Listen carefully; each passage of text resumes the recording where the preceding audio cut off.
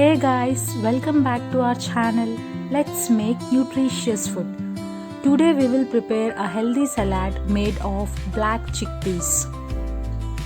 Ingredients: tomato, chopped cucumber, pomegranate, chopped carrot, chopped onions and chilies, and 2 cups of boiled black chana.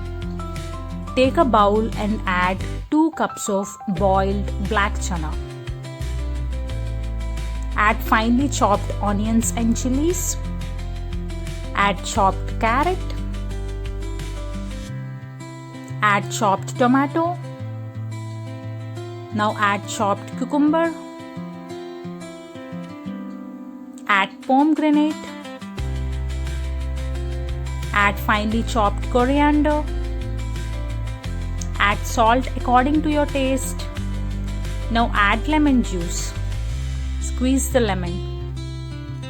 Mix all the ingredients properly and serve it. Please do like, share and subscribe the video. Thank you so much for watching.